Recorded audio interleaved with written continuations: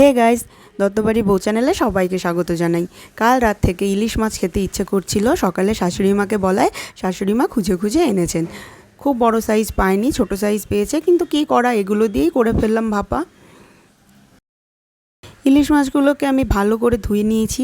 তাতে আমি নুন আর হলুদ দিয়ে মাখিয়ে রেখে দেবো মিনিট 10, যাতে নুনটা কিছুটা অ্যাবজর্ব করে নেয় ইলিশ। ইলিশ এমনিই নোনতা মাছ, তো নুনটা একটু দেখে শুনে দিতে হবে। এবার আমি সর্ষে বেটে নিয়েছি আর বেটে নিয়েছি নারকেল আর্ধেক মালা। বেটে নিয়ে সেগুলো দিয়ে ভালো করে আমি খুব সুন্দর করে অনেকক্ষণ ধরে আস্তে আস্তে মেখে নিয়েছি। মাখা হয়ে গেছে। তোমাদের কাদের কাদের ইলিশ ভাপা খেতে পছন্দ একটু কমেন্টস করে জানাবে প্লিজ।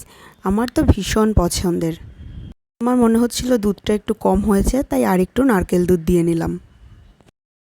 এবার আমি একটা হাঁড়িতে জল নিয়ে, অর্ধেকটারও কম জল নিয়েছি, নিয়ে উনুনে বসিয়েছি যাতে জলটা গরম হয়। এদিকে জল ভাপা মাখা হয়ে গেছে, এদিকে জলটাও গরম হয়ে গেছে। এবার আমি একটা ছোট বাটিতে নিয়ে হাঁড়ির ওপরে চাপিয়ে দেব। আমি প্রেসারে সিটি দেওয়া ভাপা পছন্দ করি না, একদম স্টিমে আস্তে আস্তে হবে, সেটাই অ্যাকচুয়ালি ভাপা এবং আমার খেতে খুব ভালো লাগে। এবার ওই জলে আমি 30 মিনিট মতো ভাপে বসিয়ে রাখবো। তারপরে 30 মিনিট হয়ে গেলে ঢাকা খুলে দেখব, একটা পিন দিয়ে দেখব যে সেদ্ধ হয়েছে কিনা মাছগুলো।